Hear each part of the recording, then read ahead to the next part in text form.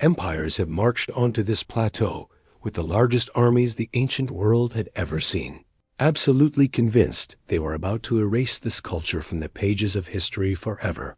A map of the Iranian plateau, blood-red stains spreading across it.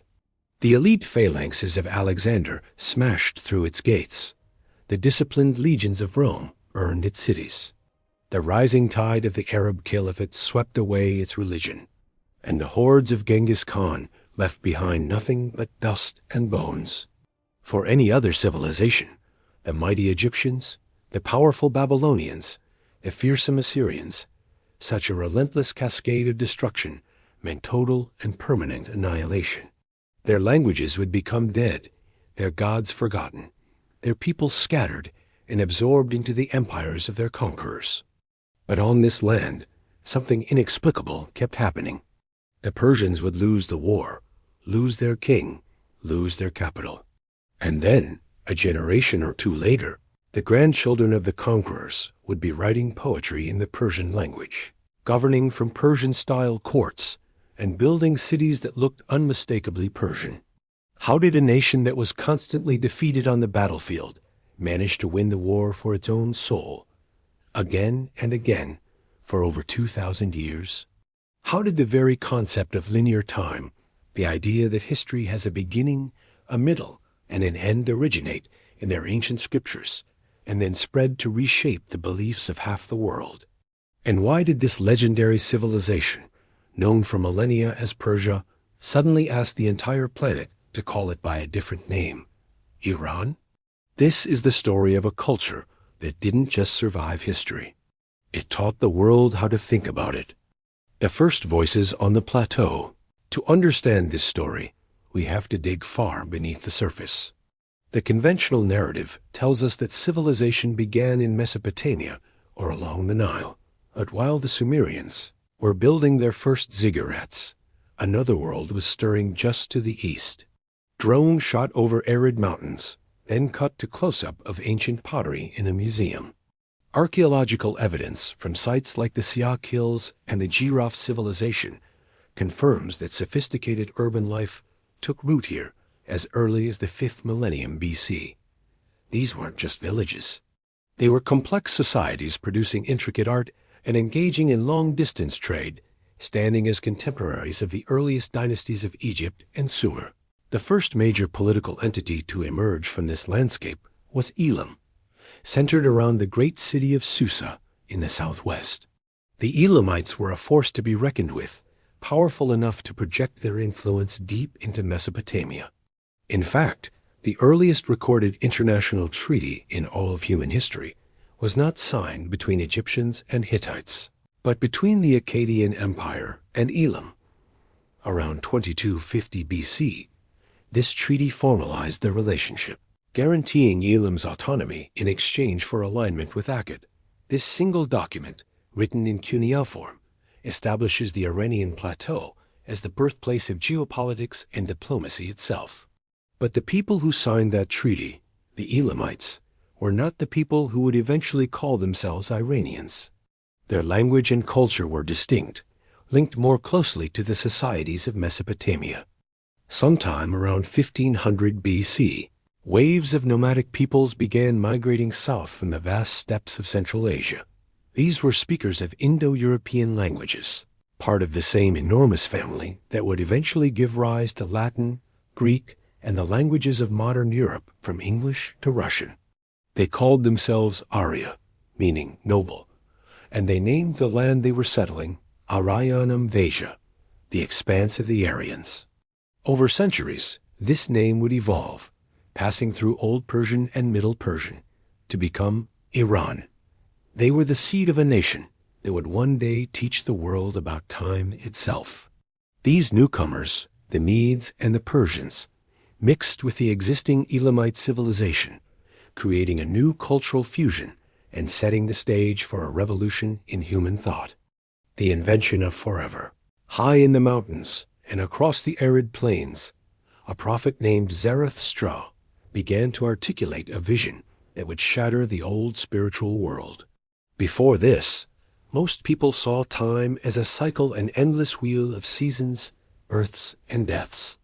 The universe was a static order, ruled by many gods who were as capricious as nature itself.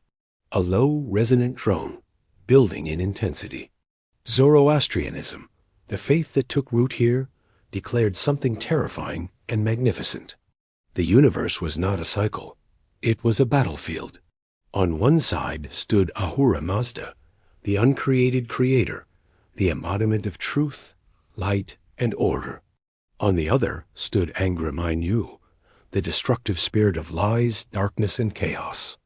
And every human being, every action, every thought, was a soldier in this cosmic war. Zoom in on ancient fire symbol, the Faravar. This worldview gave the Aryans an extraordinary sense of purpose. To be Iranian was to be a warrior for the good, actively fighting against the chaos that threatened the world. This wasn't just abstract theology. They mapped the enemy. The realm of darkness was often identified with the nomadic world to their north and east, from which raids and invasions perpetually came. But more importantly, Zoroastrianism introduced a radical concept. Time was linear. History began with a perfect creation. It is currently the arena of a great struggle, and it will one day end with a final battle, a judgment, and the ultimate triumph of good. This idea of a beginning and an end, of a final reckoning, was unprecedented. When the Persians conquered Babylon and freed the Jewish people from exile, this concept of a linear timeline leading to a messianic conclusion began to cross-pollinate. It flowed into Judaism, then into Christianity, and finally into Islam. Philosophers like Nietzsche would later argue that this Persian invention linear time is the very framework within which the Western world still understands its own existence. They didn't just build an empire. They built the mental architecture of history itself. The first superpower. The Medes were the first to forge a powerful Aryan state, helping to topple the brutal Assyrian Empire. But it was their Persian cousins who would change the world. In 550 BC, Cyrus the Great, a king with both Persian and Median blood, unified the tribes and began a campaign of conquest unlike any seen before. Grand CGI reconstruction of Persepolis. He swept across Lydia, subdued the Greek cities of Ionia, and took Babylon not with fire and sword, but with a promise. He presented himself not as a foreign tyrant, but as a liberator, restoring local cults and allowing deported peoples, including the Jews, to return to their homelands. This policy of respect and cultural tolerance became the bedrock of the Achaemenid Empire. His successor, Darius the Great, expanded its borders further than any empire before it. From the Indus Valley to the Balkans, from Egypt to the Caucasus, nearly 50 million, people perhaps half the world's population at the time, lived under the rule of the King of Kings. Darius built a sophisticated administration, dividing the empire into satrapies, standardizing weights and measures, and minting the first gold coins, the darics. He built the Royal Road, a highway stretching over 1,600 miles, which allowed royal messengers to travel from Susa to the Aegean in a matter of days. The empire was a marvel of organization. But even the greatest king can fall. Cyrus, still seeking to secure his northeastern frontier against the nomadic tribes, rode out to meet the Massagetæ in battle. It was a disaster. The Persian army was annihilated, and Cyrus himself was killed. According to legend, the Massagetæ queen, Timurid, seeking revenge for her son, found his body, dipped his head in a wineskin filled with blood, and gave him his fill of the power he had craved. It was a brutal end for the man who had built an empire on mercy. The Greeks remember the Persian Wars as a heroic struggle for freedom. Thermopylae, Salamis, the stand of the 300. And while these battles were certainly existential for the Greek city-states, for the massive Persian Empire, they were more like border skirmishes. The Persians lost a few soldiers and a few ships, but their heartland was untouched. They simply changed their strategy, using their vast wealth to play the Greek cities against each other. First they funded Athens, then Sparta, keeping the Greeks in a perpetual state of civil war. By 387 BC, the exhausted Greeks were forced to sign a peace treaty dictated entirely by the Persian king Artaxerxes. What they couldn't win with spears, they bought with gold. Persia had mastered the art of soft power long before the term existed. The conqueror who was conquered, the real existential threat came from within. The empire had grown too vast, and its center could no longer hold. A young, ambitious king from the periphery, Alexander of Macedon, saw the weakness. In 330 BC, his phalanxes shattered the Persian army at Gaugamela. He burned the ceremonial capital of Persepolis to the ground. The Achaemenid dynasty was over. The age of Greek rule, the Seleucid Empire, had begun. Sound of crackling fire fading into silence. For any other culture, this would have been the final chapter. But for Iran, it was just a new phase of a very old war. Alexander himself began to change. He adopted Persian dress, took Persian wives, and incorporated Persian court rituals. He quickly realized that ruling this land required becoming, in some way, Persian. His successors, the Seleucids, tried to impose Greek culture, founding cities and promoting the Greek language, but they were pushing against a tide of history. The Iranian identity was too deep, too resilient. It began to push back.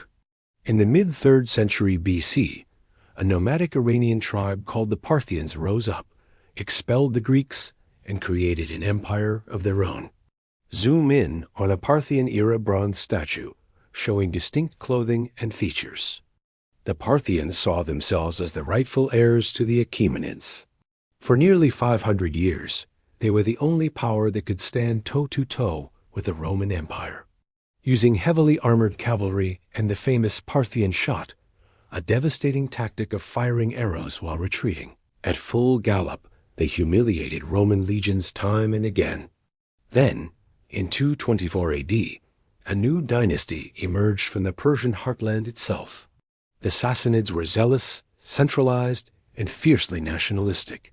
They made Zoroastrianism the official state religion, codified its texts, and created a rigid social structure that would ensure stability for 4 centuries.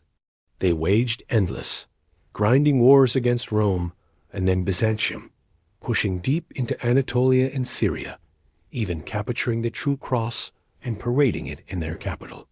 But this endless cycle of warfare bled both empires white, leaving them vulnerable to a new force rising from the deserts of the south. The Arab conquest and the Persian revenge. By the mid-600s AD, the Sassanid Empire was exhausted. When the armies of the Rashidun Caliphate surged out of Arabia, fired by the new faith of Islam, the heavily taxed and war-weary Persian forces could not hold. At the Battle of Al-Qadisiyah, the Sassanid army was routed. The last Shah, Yazdegerd III, fled east, only to be murdered by a local miller in 651 AD. Iran was now part of the Islamic Caliphate. Montage of early Islamic conquests, then cut to a Persian miniature painting. This was the ultimate test. The Arabs brought a new religion and a new sacred language. Zoroastrianism began its long, slow decline. On the surface, it looked like the final victory of the conquerors. But the Iranian survival mechanism, honed over millennia, kicked in. The Umayyad caliphs, and later the Abbasids, were brilliant warriors, but they were ruling a complex ancient civilization. They soon found they couldn't do it without Persian help. They turned to the sophisticated Persian bureaucracy to run their empire. Persian administrators, scribes, and scholars became the backbone of the Islamic world's golden age. The Abbasid caliphs in Baghdad built their palaces and their government on the model of the Sassanid kings. The Persian language didn't just survive, it thrived. While Arabic was the language of religion, Persian, or Farsi, became the language of literature, poetry, and courtly life. Then came the storm from the east. In the early 13th century, Genghis Khan's Mongol hordes swept across Central Asia and into Iran. They didn't just conquer, they annihilated. Entire cities were razed, their populations slaughtered, and ancient irrigation systems destroyed. It was an apocalypse from which the region's population would take centuries to recover. The world assumed Iranian culture was finally, irrevocably, dead. But when Genghis Khan's grandson, Hulagu, established his own dynasty, the Ilkhanate, in Iran, something strange happened again. The pagan Mongols, who had lived in felt tents and drank fermented mare's milk, began to build Persian-style cities. They adopted Islam. They commissioned grand historical chronicles written in Persian. They became patrons of Persian art and poetry, a soft, melodic note suggesting transformation. A few decades later, another terrifying conqueror, Timur, swept through, building towers of skulls. Yet his descendants, the Timurids, sparked a glorious Persian Renaissance, filling their capital at Samarkand with Persian poets, calligraphers, and architects. The conquerors came, they saw, and they were absorbed. The Iranian cultural code was a virus, and it had infected every empire that tried to destroy it. From this long, bloody cauldron of Turkic and Mongol tribes, a new Persian dynasty emerged in 1501. Ji-Esmail the first unified the country and founded the Safavid Empire. His most decisive act was to declare Shia Islam the official religion of the state, a move that permanently defined Iran's identity against its overwhelmingly Sunni neighbors, especially the Ottoman Empire. This wasn't just a religious choice. It was a declaration of cultural independence, a wall built to protect the Iranian soul from being dissolved into the larger Islamic world. Iran had forged itself anew. Why the world stopped saying Persia? By the 19th century, the Safavid glory was long gone. The Qajar dynasty, another Turkic group, now sat on the peacock throne, and they presided over a nation in steep decline. Iran became a pawn in the great game between the British and Russian empires. It lost vast territories in the Caucasus to Russia after devastating wars. Its economy was carved into spheres of influence. The British controlled its newly discovered oil wealth, and Russian troops occupied the north. The country was being suffocated by foreign powers. But the 20th century brought a radical pivot. In 1925, a military commander named Reza Khan seized power and crowned himself Reza Shah Pahlavi. He was determined to modernize Iran overnight, to drag it into the industrial age and free it from foreign domination. And he understood the power of a name. Archival footage of Reza Shah in Western-style military uniform, signing documents. For the Western world, this land had always been Persia. It was a name derived from the Greek word for the Fars province. In the Western imagination, it conjured images of exotic carpets, romantic poetry, and a faintly decadent ancient world a relic, not a modern power. Reza Shah saw this as a cage. In 1935, he officially requested that all foreign governments cease using the name Persia. From that moment on, the country was to be known by its own name, the name its people had always used, Iran, the land of the Aryans. It was a masterstroke of branding. It was a demand to be seen not as a picturesque relic of the past, but as a modern, sovereign nation with deep, proud roots. It was a declaration that the world must reckon with them on their own terms. The name change was the final act of absorption, not of a conqueror, but of the world's perception itself. Today, the words Persia and Iran live a strange double life. Iran appears in headlines associated with geopolitics, sanctions, and tension. It is the sharp, present reality. But Persia has not disappeared. It floats in the cultural imagination as a place of myth, of ancient glory, of poetry and art. One land, two names, and a constant, invisible struggle over identity. For over 5,000 years, this civilization has faced the fire and emerged, not unchanged, but unmistakably itself. They conquered their conquerors.